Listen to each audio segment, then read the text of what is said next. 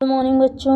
आज हम आपका chapter number 5 substance in the surrounding chapter का दियर स्टेट एंड प्रॉपर्टीज का पूरा वर्कबुक का शॉर्ट और सरल आंसर लेके आए हैं। अब बारी है कि हम इसका वर्कबुक के साथ साथ हिंदी में समझाने की कोशिश करते हैं, जो आपको आसानी से समझ में आएगा और 7 जन्मों तक याद रहेगा।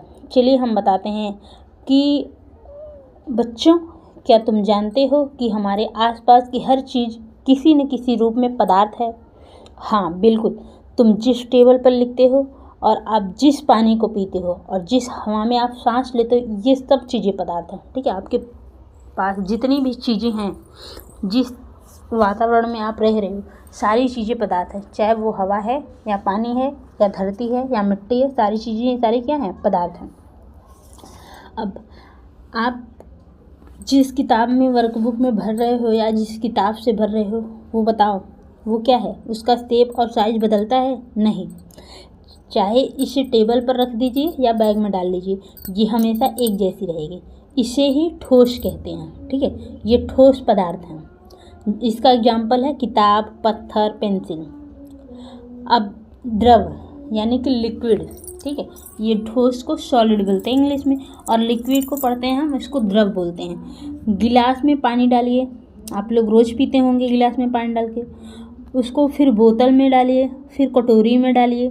अब ये पानी देखिए, इसकी मात्रा तो वही रहती है लेकिन शेप बदल जाता है।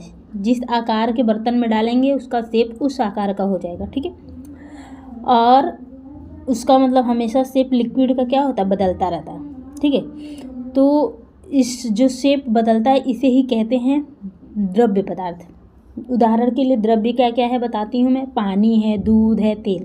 ठीक है, वायु रूप यानी कि गैस, गैस होता है वायु रूप में। ठीक है, गुब्बारा फुलाकर आप खुद से देख लीजिए, और अब ये गुब्बारा देखिए, फुलाइए और देखिए जो आपके पास गुब्बारे हैं या नहीं हैं, तो आप लेके उसको फुला के आप खुद से देखिए।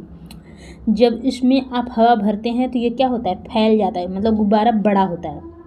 ये गैस का शेप या साइज फिक्स नहीं होता। आप जिस तरह का आकार लेंगे और भरेंगे उस आकार का ये हो जाएगा, मतलब उसका खुद का शेप और साइज फिक्स नहीं है। आप जितना हवा भरेंगे वो उतना बड़ा होता चला जाएगा। ये हर जगह फैल जाता है। ठीक है, इसे ही कहते हैं वायु रूप यानी कि गैस।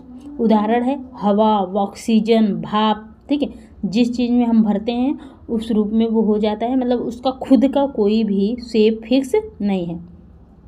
अब वो बदलाव के कैसे कैसे हो सकता है वो मैं बताती हूँ। तो पहला है हीट से बदलाव होते हैं।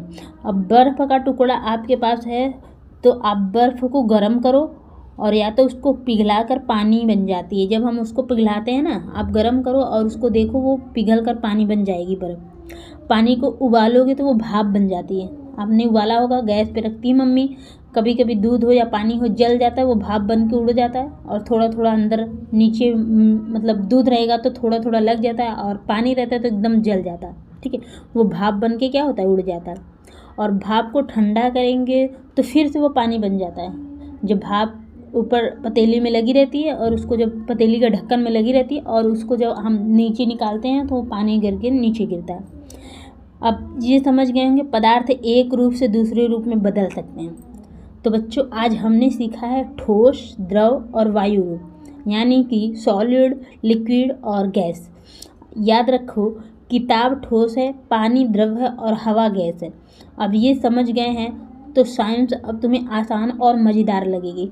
और ऐसी ही वीडियो आप पाने के लिए हमारे चैनल को सब्सक्राइब कर लेना, क्योंकि अगर हम अगला वीडियो लेके आएंगे, अगला चैप्टर का हम आपको वर्कबुक देंगे, पहली से लेके 12वीं तक के, सबकी पहले हिंदी में और एकदम आसान भाषा में, घर पे जो घरेलू चीज़ें हैं उसमें एग्जाम्पल देंगे, जो आपको 7 जन्मों तक याद रहेगी।